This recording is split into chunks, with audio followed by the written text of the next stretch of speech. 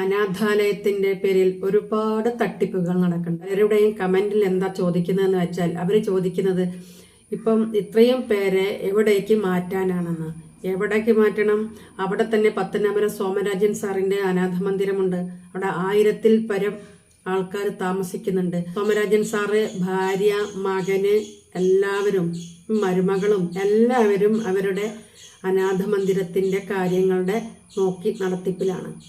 കോട്ടയത്തൊരു സ്നേഹക്കൂടുണ്ട്. അതും സോമരാജൻ സാറിന്റെ അറിയാവുന്ന പെൺകുട്ടിയാണ്, നിഷ സ്നേഹക്കൂട്. ഞാൻ ഇവിടെയൊക്കെ പോയിട്ടുണ്ട്. അതുകൊണ്ട് എനിക്ക് അവിടുത്തെ കാര്യങ്ങൾ അറിയാവുന്നതുകൊണ്ടാണ് ഞാൻ പറയുന്നത്. ഇവിടെയൊക്കെ ആളുകൾക്ക് താമസിക്കാനുള്ള സൗകര്യം കൊടുക്കും, ഭക്ഷണം കൊടുക്കും, വസ്ത്രം കൊടുക്കും, എല്ലാം കൊടുക്കും. നരകയാതന അനുഭവിക്കാൻ പ്രായമായ അമ്മമാരെയും അച്ഛന്മാരെയും പെൺകുട്ടികളെയും ഒന്നും തന്നെ ഈ അനാഥ മന്ദിരത്തിൽ നിർത്തി ഇനി അവരുടെ ജീവിതകാലം മുഴുവനും അവർക്കൊരു തീരാവേദനയായിട്ട് മാറാതെ അവർക്ക് ഭൂമിയിൽ എവിടെയെങ്കിലും ഒന്ന് ജീവിച്ചാൽ മതി, ജീവൻ പോകുന്നത് വരെ. ഒരു പ്രായമായ അമ്മയുടെ രോദനം അത് ഒരാളുടെ മാത്രമാണ്, നമുക്ക് എല്ലാവരുടെയും ഇടമല്ല. ഞാൻ അത് വീഡിയോയിൽ നിന്നും വോയിസ് മാത്രമാണ് എടുത്തിരിക്കുന്നത്. അവരുടെ മുഖം കാണിക്കാൻ എനിക്ക് തോന്നുന്നില്ല. കാരണം അത്രയും പ്രായമായ ഒരമ്മ ഇന്നെ എങ്ങനെയെങ്കിലും ഇവിടുന്ന് രക്ഷപ്പെടുത്ത്, ഭക്ഷണമില്ല, പനിയാണ്, മരുന്നില്ല എന്നൊക്കെ കരയുന്ന ഒരമ്മയുടെ രോദനം ആ അമ്മയ്ക്കും മകളും മകനും ഒക്കെ കാണാം. എന്തിനാണ് നിങ്ങൾക്കൊക്കെ ജന്മം തന്ന ഒരിക്കലും നമ്മുടെ സ്വന്തം അമ്മയെയോ, ഈ സ്വന്തമല്ലെങ്കിലും പ്രായമാകുമ്പോൾ നമ്മുടെ കാര്യങ്ങളൊക്കെ കഴിയുമ്പോൾ നമ്മുടെ അമ്മമാരെ ഇതുപോലെ ക്രൂശിക്കാൻ ഓരോ സ്ഥാപനത്തിൽ കൊണ്ടുപോയി ഭിക്ഷക്കാരെ പോലെ കൊണ്ടുപോയി നിർത്താതെ നമ്മൾ ഓരോരുത്തർ പണമുള്ളവർ പണം കൊടുത്ത് അമ്മയെയും അച്ഛനെയും നോക്കാൻ വേണ്ടിയിട്ട് ഓരോ അനാഥ മന്ദിരങ്ങളിൽ കൊണ്ടുപോയി നിർത്തുന്നുണ്ട്. പക്ഷെ ഇതൊന്നും നല്ലതല്ല. സ്വന്തം അച്ഛനെയും അമ്മയെയും നമ്മുടെ മക്കൾ നമ്മൾ വളർത്തി വലുതാക്കി ഒരു നിലയിൽ എത്തിച്ചതിന് ശേഷം നമുക്ക് നമ്മുടെ അമ്മയും അച്ഛനും എങ്ങനെയാണ് ഭാരമാകുന്നത്? പണത്തേക്കാൾ കൂടുതൽ അധ്വാനം, അവരുടെ അധ്വാനം കൊണ്ടാണ് നമ്മൾ ഇത്ര വരെ എത്തിയത്.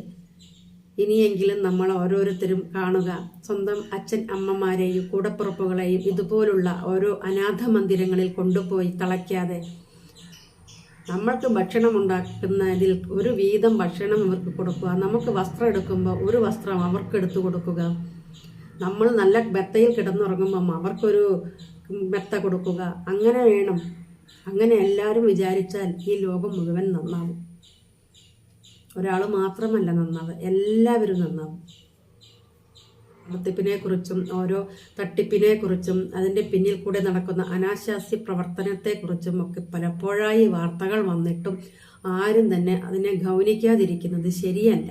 മെമ്പറുടെയൊക്കെ ബർത്ത്ഡേ ആഘോഷിക്കാൻ വേണ്ടിയിട്ട് അവിടെ ഡ്രസ്സും കേക്കും എല്ലാം വാങ്ങിയിട്ട് അമ്മയും മോനും മോളും എല്ലാവരും പോയിട്ടുണ്ടായിരുന്നല്ലോ. അതിൻ്റെയൊക്കെ വീഡിയോ അവർ തന്നെ അവരുടെ യൂട്യൂബ് ചാനലിൽ ഇട്ടിട്ടുമുണ്ട്. ഗിഫ്റ്റ് കൊണ്ടുപോയി മറ്റുള്ളവരെ സന്തോഷിപ്പിക്കുന്ന ആ സമയത്തിൽ അത് ആ അനാഥ മന്ദിരത്തിൽ വെച്ച് നടത്തിക്കൂടെ? അനാഥ മന്ദിരങ്ങൾ സുരക്ഷിതമാണ് എന്ന ഒരു വിശ്വാസത്തിൻ്റെ പേരിലാണ് അവിടെ കുറേ പേരെ താമസിപ്പിക്കുന്നത്. അപ്പോൾ അങ്ങനെ താമസിപ്പിക്കുമ്പോൾ അവർക്കുണ്ടാകുന്ന ചില ബുദ്ധിമുട്ടുകൾ, മാനസിക പീഡനവും ശാരീരിക പീഡനവും ഒന്നും തന്നെ ഈ പെൺകുട്ടികൾ പുറത്തു പറയില്ല. കാരണം അവരെ ആദ്യമേ പറഞ്ഞ് ഭീഷണിപ്പെടുത്തിയിരിക്കും. അവിടുത്തെ വിവരങ്ങൾ എന്തെങ്കിലും പുറത്തിറഞ്ഞാൽ അവരെ ഭക്ഷണം കൊടുക്കാതെയും പുറത്തിറക്കാതെയും ഭീഷണിപ്പെടുത്തിയും ഒക്കെ താമസിപ്പിക്കുന്ന ചിലരുണ്ട്. ഈ ഗിരിജ എന്ന വ്യക്തിയും അതുപോലെ ഒരാളാണെന്നാണ് പറയപ്പെടുന്നത്. ഗിരിജയുടെ ഭർത്താവ് നേരത്തെ മരിച്ചുപോയി. ഗിരിജയും 2 മക്കളുമാണ് ഇത് നടത്തുന്നത്.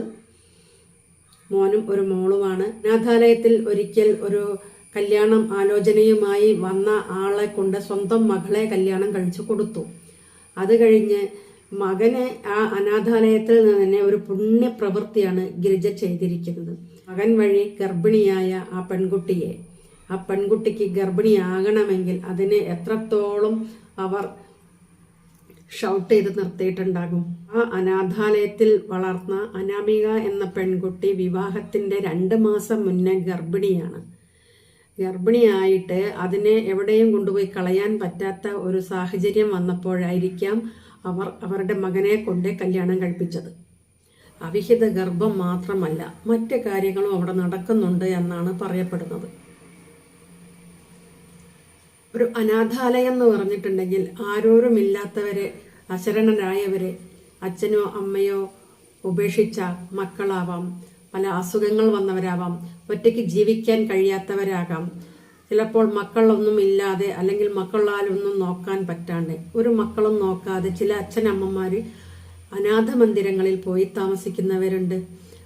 അങ്ങനെ നേരെ അങ്ങ് കയറി ചെന്നാലും താമസിക്കാൻ പറ്റില്ല. ആ സ്ഥലത്തെ, ഞാനിപ്പോൾ എവിടെയാണോ താമസിക്കുന്നത് ആ സ്ഥലത്തെ പഞ്ചായത്ത് അധികൃതരോ അല്ലെങ്കിൽ അതിൻ്റെ ചുറ്റുപാടത്തുള്ളവരോ സാമൂഹ്യ പ്രവർത്തകരോ അല്ലെങ്കിൽ രാഷ്ട്രീയപരമായിട്ടുള്ള ആരെങ്കിലും ഒക്കെയാണ് ഇത്തരാലയത്തിൻ്റെ മറവിൽ നിന്നുകൊണ്ട് കുറേ പണമുണ്ടാക്കുക, ആ പണം ദുരുപയോഗം ചെയ്യുക, ടാക്സ് വെട്ടിപ്പ് നടത്തുക, ഇതെല്ലാം അതിൽ പെടുന്നതാണ്. ഇപ്പം അനാഥാലയം എന്ന് പറഞ്ഞു കഴിഞ്ഞാൽ ഞാൻ പറഞ്ഞവരൊക്കെയാണ് അവിടെ താമസിക്കേണ്ടവരും. പിന്നെ അവർക്ക് ഭക്ഷണത്തിനും വസ്ത്രത്തിനും മരുന്നിനും വേണ്ടി ചില നല്ല വ്യക്തികൾ, അതായത് വരുമാനത്തിൽ നിന്നും ഒരു വിഹിതം അനാഥാലയങ്ങൾക്ക് കൊടുക്കുന്നവരുണ്ട്. അല്ലാതെ സ്പോൺസേഴ്സായിട്ട് കുറേ പേര് വരും. അപ്പം ഇതെല്ലാം ഈ അനാഥകൾക്ക് വേറെ ആരും കൊടുക്കാനില്ലാത്തത് കൊണ്ട് ഇവരൊക്കെ സഹായിക്കും. ഈ സഹായിക്കുന്ന പണവും വസ്ത്രങ്ങളും മറ്റ് വീട്ടാവശ്യത്തിനുള്ള സാധനങ്ങളും ഒക്കെ എവിടേക്കാണ് മാറ്റുന്നത്?